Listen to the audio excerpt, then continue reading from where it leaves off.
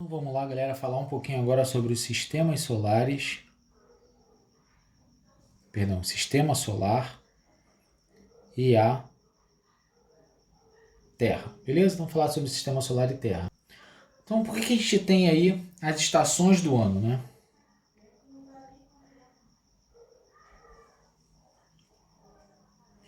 Então, como é que se formam as estações do ano? Primeiro, nós temos aí a Terra, né, que faz o movimento de rotação em torno de si mesmo. A gente tem o movimento de translação. E a gente sabe que esse movimento de rotação da Terra, ele apresenta um certo ângulo, né? Ele não é certinho, por exemplo, na vertical, né, se estiver adotando. Ele é meio inclinado em relação ao seu eixo. Então, como ele é meio inclinado, ajuda a dar origem também a essas diferentes estações do ano. Então, está associado à translação e à rotação da Terra. Então, por exemplo, quando você tem raios solares incidindo sobre um ângulo de 90 graus, você tem uma forte incidência de raios solares. O que isso vai provocar? Elevação da temperatura. Então você tem aí momentos mais quentes. Beleza? Então você tem a elevação da temperatura, que isso acontece. Quando você tem raios solares com ângulos diferentes de 90 graus, o que isso significa? Temperaturas mais baixas, tá certo? Temperaturas um pouco mais baixas já ajuda a formar essas estações do ano e o que faz diferir as temperaturas em uma estação onde é mais quente e outra estação em que é um pouco mais fria. Então, o que acontece? Quando eu coloco o Sol, coloquei o Sol aqui, vou colocar ele bem grandão aqui. Coloquei o Sol, eu vou colocar a Terra. Vou colocar a terrinha azul. Guardada as devidas proporções, tá, gente? Então a Terra, o eixo dela, ele é deslocado, né? Ele não é certinho aqui. Então o eixo da Terra é assim. Ele vai girar dessa forma, né? Esse é o sentido aqui de rotação da Terra. Beleza. O que vai acontecer? Essa área que eu vou colocar aqui,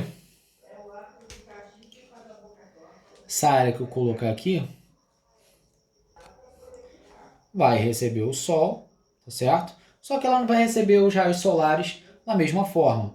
O ponto em que recebe os raios solares de forma um pouco mais inclinada tem característica. Agora, quando recebe o raio solar assim, ó, formando um ângulo de 90 graus, essa região é mais quente. Então eu já consigo perceber que uma parte vai receber raios solares de forma um pouco mais oblíqua, com um certo ângulo, e outro recebe formando um ângulo de 90 graus, ou bem próximo dele. Então esse aqui gera temperaturas mais altas na região do que o raio solar que incide obliquamente. Então outro fato importante é justamente o fenômeno de translação, né? A Terra está girando em torno do Sol, forma de uma elipse, né? Tem pontos que são chamados de, por exemplo, o afélio, que é o ponto mais afastado, e tem o periélio, que é o mais próximo da Terra. Isso também influencia um pouco nas estações, juntamente, obviamente, com esse fenômeno de rotação da Terra. Beleza? Só observando aqui, por exemplo, onde pega o ponto da ângulo de 90 graus, vamos supor, esse aqui é o hemisfério sul, esse aqui é o hemisfério norte. Então o hemisfério sul está recebendo aqui um ângulo de 90 graus. Ou seja, aqui é o verão, aqui pega mais obliquamente, aqui deve ter características mais para o inverno, por exemplo. Aí uma certa hora inverte, né? Então vai ficar 90 graus no norte e inclinado no sul. Então o sul ficaria no inverno, ou estação próxima a isso, e no norte seria o verão. Então essa aí, a inclinação desses raios solares que pega, tem forte ligação com a estação do ano. Então vamos falar de outro ponto importante aqui, que são justamente os solstícios e equinócios, tá certo? Vou falar o que significa cada um. Quando eu falo de solstício, eu estou falando o quê? São os pontos, são os dias do ano onde a temperatura é de máxima e mínima, beleza? Aqui, melhor que falar que temperatura, para não embolar, fala área. Tá? Então o que acontece? São os dias onde a área ocupa, né? Os raios solares ocupam uma área maior ou menor. Então você tem dias aqui nos solstícios mais longos ou mais curtos, tá certo? Então você tem ali, por exemplo, em dezembro, o chamado solstício de verão, que marca o dia mais longo do ano. Você tem o solstício de inverno, que é o dia mais curto, tá certo? Então aqui marca o tempo. Depois a gente fala sobre temperatura. Então agora eu estou abordando mais sobre área, melhor diferenciar. Então eu tenho solstícios, dias mais longos e o dia mais longo e o dia mais curto. Solstício de verão, o dia mais longo. Solstício de inverno, o dia mais curto. Equinócio, eu tenho aqui que é o dia. Dias, né? São dois, né? São 2 dias, 2 momentos no ano em que a incidência de raios é igual nos hemisférios. Beleza? Solstícios, dia mais longo e mais curto do ano. Equinócios, são os momentos em que eles se igualam, hemisfério norte e hemisfério sul.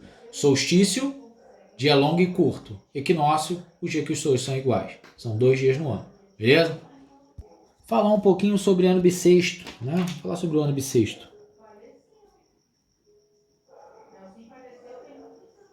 Certo?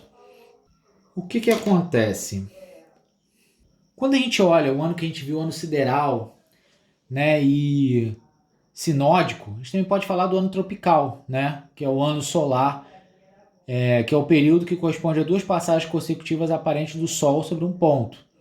Quando a gente olha o ano tropical e o ano sideral, eles não têm 365 dias, né?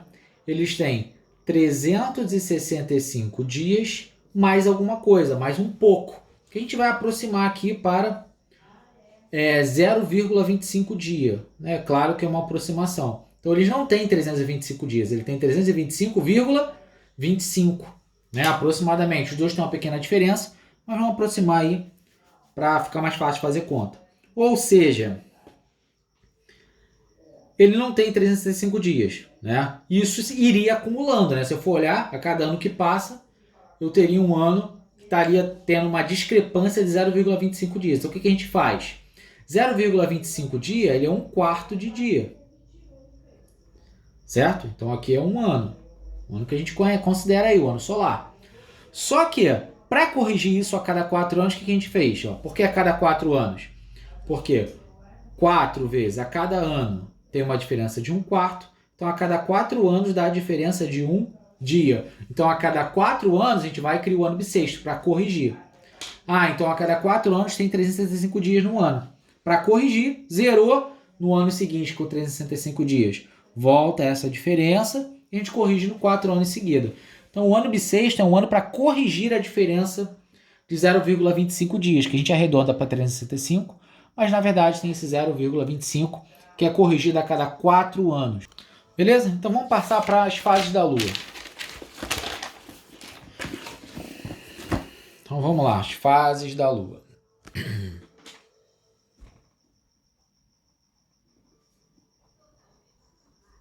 Certo? Quando eu falo das fases da Lua, vou fazer um desenho bem grandão para ajudar a gente. Então vamos lá. Vou colocar as principais, né? Então vou ficar com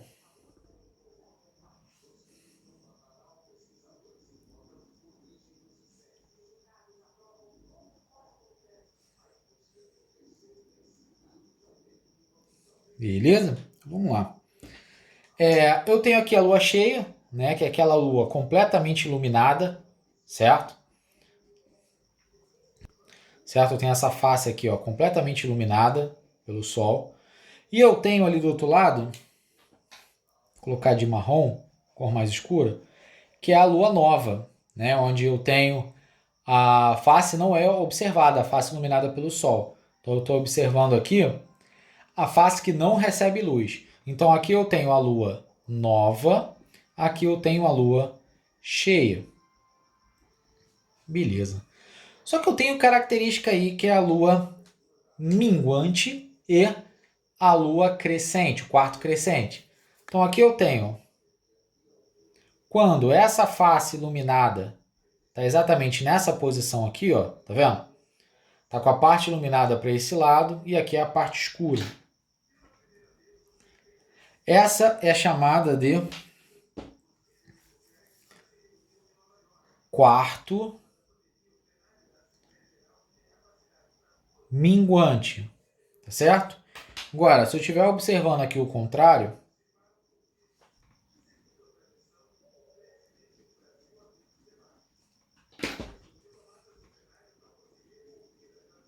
isso aqui é chamado de quarto crescente, tá bom? Deixa eu chegar aqui mais pro lado. Lua cheia, lua nova, quarto minguante, quarto crescente. Ó, quarto minguante é quando você tem a face que você está olhando exatamente uma metade iluminada precedendo a fase da lua nova. Você tem a fase iluminada precedendo aqui a lua nova, tá precedendo. Aí aqui o que eu tenho? Eu tenho a face iluminada precedendo aqui a lua cheia, tá certo? Então tem esse movimento aqui, beleza? Então são as fases da lua. A lua tem um ponto interessante que é a face oculta da lua. Inclusive tem muita mitologia em cerca dessa face oculta da lua. Por que acontece? Tem uma face que ela não é observada da Terra, né? Porque a face da lua que a gente vê é sempre a mesma. Então tem uma face que a gente não vê da Terra. Então tem muita mitologia do que a gente não vê, né? Que a gente consegue visualizar.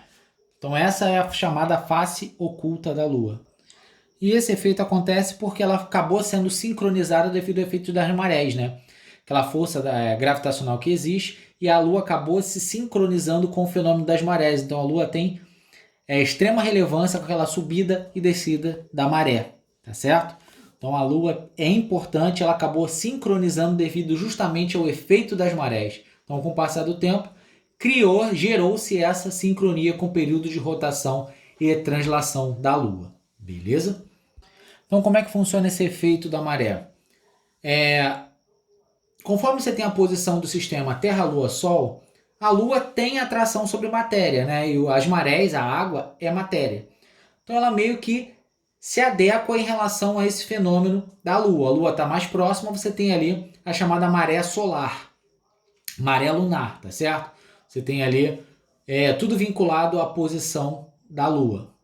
Então, conforme a Lua vai se movimentando, essa maré acaba tendo uma certa atração, porque massa atrai massa e ela acaba se deslocando.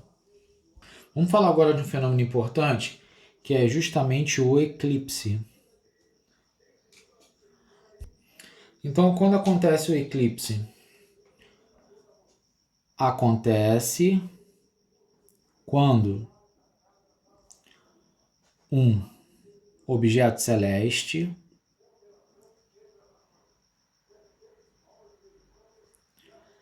passa, né, através do trânsito, ele passa em frente a outro muito distante. Aí o mais que a gente consegue observar, o mais fácil de observar é o eclipse solar, por exemplo, é quando a Lua está entre o que a gente está vendo e o Sol. Você vê a Lua cobrindo o Sol, né? Então, só que o eclipse não acontece só Terra, Sol, Lua. Tem outros efeitos, tem Júpiter, alinhamento que existe. Então, qualquer corpo celeste que ele atravessa o outro e a gente não consegue ver, né, o que tem depois ali, que ele fica exatamente sobreposto, é um eclipse, tá certo? Só que o foco aqui acaba sendo esse efeito Sol, Terra, Lua. Então, só para caracterizar, vou colocar os dois desenhos aqui, né? Se eu tenho, por exemplo, Sol Terra, Lua. Olha os raios solares aqui, ó. Tem o Sol, Terra, Lua. Coloquei aqui os raios solares. Nessa parte aqui, ó, não tá pegando luz do Sol, né? O Sol tá ficando totalmente. Então, nesse trecho, vou chamar de trecho 1, no trecho 1 tá acontecendo o eclipse total do Sol, beleza? No trecho 2, o que está acontecendo? Que é esse pedaço daqui até aqui, ó. Trecho 2, mesma coisa aqui desse lado. Está acontecendo o eclipse parcial do Sol.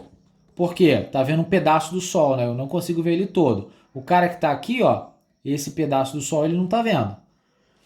Então esse é o eclipse solar. Vamos ver aqui do lado o eclipse lunar. Tenho o Sol, tenho a Terra e tenho a Lua. Então, Sol, Terra, vou chamar de L, Lua. Na hora que o Sol está aqui, ó,